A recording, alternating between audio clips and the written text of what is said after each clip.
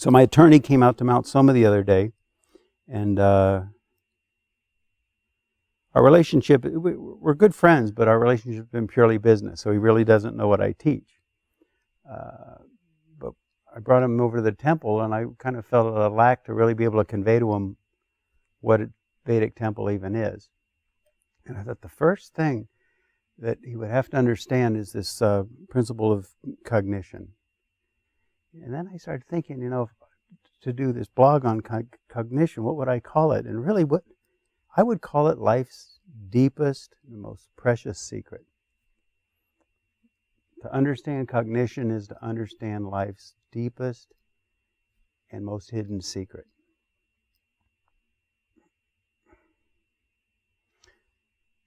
As Einstein said, there's a unified field.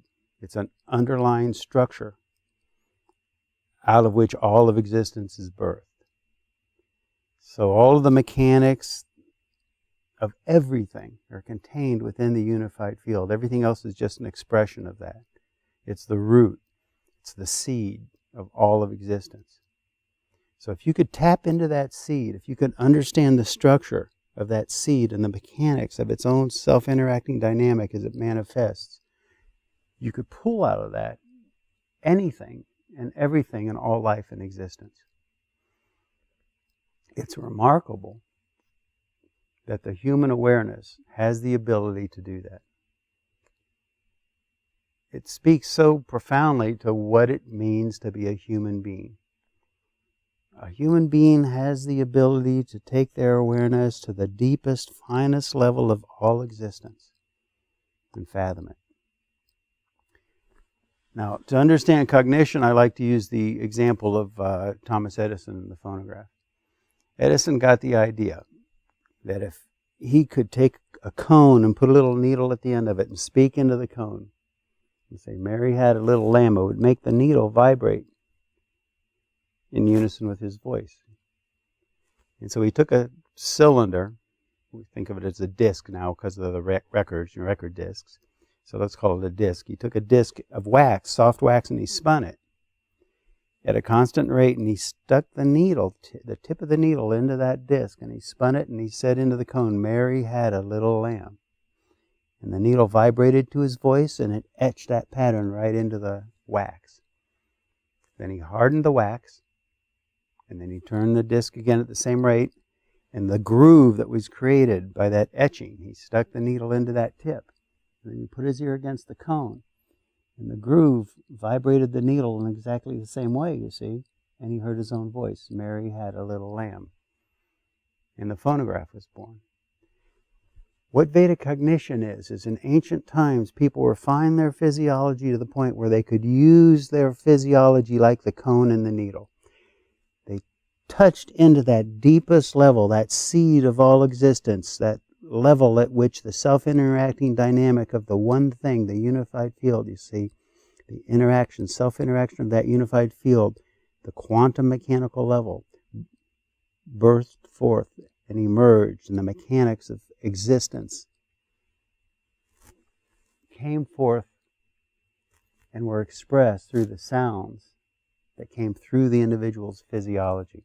It sounded like chanting. Actually, Vedic cognition is experienced with all five senses. But they tapped their awareness in and used their physiology like the needle in the cone, and what came out was Vedic chants, Vedic cognition. And that was recorded. And contained within that, you see, is the structure of all existence, the knowledge of all existence, the knowledge of the technologies of all life and all existence. And so what a Vedic temple is, it's a structure, a building that's designed based on those fundamental principles of the very nature of existence to bring forth the full value of that unified field, that place of oneness, that place that some people, the one thing that's the source of all things, some people would refer to that as God. So it's, in that sense, you could say a Vedic temple is a house of God. But it adheres precisely to those mechanics dictated by the very nature of existence. To amplify, if you will, to resonate and to bring forth and to radiate out that deepest value. It's a very, very precise technology. The ceremonies that are performed inside a Vedic temple, they're not just made up. They're dictated by the very nature of existence, cognized thousands of years ago.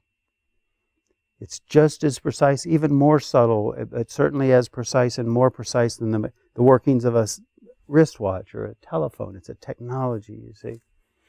Vedic cognition.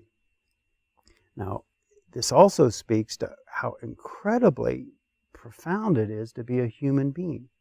Because what is a human being? A human being is a species that is evolved to the point where it's capable of tapping into that deepest level and giving full expression to that deepest level of life and existence.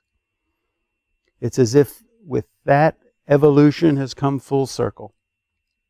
Things gravitate, evolve, as Darwin said, you see. But they evolve being pulled back in the direction of wholeness, to the place where there's a nervous system that's evolved to the level where it can fully embrace the totality of knowledge. And a human being is a species that has evolved to that point. And when you've evolved to that point, then you can say that that's living in the image of God. That's what it means when they say, we were created in the image of God. You see? And that is the secret. That is the deepest secret of all life and existence. If you understand that, and if you begin to understand all aspects of life, all fields of knowledge, everything and anything in that context, and actually then begin to live from that place, then you have fathomed life's deepest mystery.